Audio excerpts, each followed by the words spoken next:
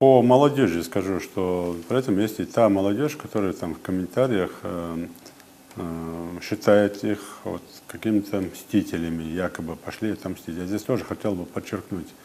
Ну, знаете, у нас есть моменты, были, к сожалению, и будут, к сожалению, когда сотрудников правоохранительных органов, в том числе сотрудников органов власти, или к любому человеку предъявляются какие-то претензии.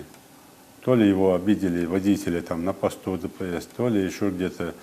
И люди идут туда разбираться, если оскорбили, каким-то там, по каким-то правилам.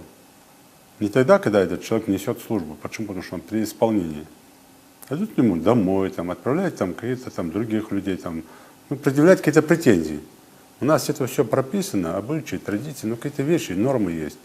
И в этом случае понятно, да, и я могу здесь понять, как и мужчина, как и там, человек, могу даже не как глава, могу понять какие-то претензии. Хотя всегда призываю к тому, чтобы все было по закону. Ну, всякое бывает в жизни, эмоции и так далее. Но когда у тебя есть какие-то личные там обиды, и ты идешь к человеку, который заступил на пост, несет службу с оружием в руках, это уже другая статья, другая мера наказания, это одно. Второе, конечно, здесь нет никакой мести к этим ребятам. Кто-то там придумал первый раз, когда этот бандит напал там с ножом, придумал схему, что якобы его маму кто-то обидел на посту. Ну, конечно, бред полный. Конечно, никто никого не обижал. Просто этот бандит забыл про свою маму, про своих сестер.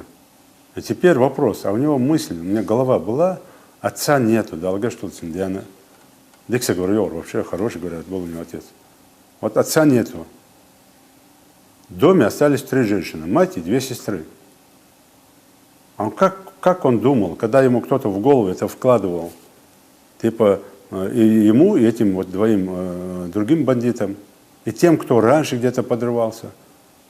Вот им сказали, вот прямая дорога вам в рай.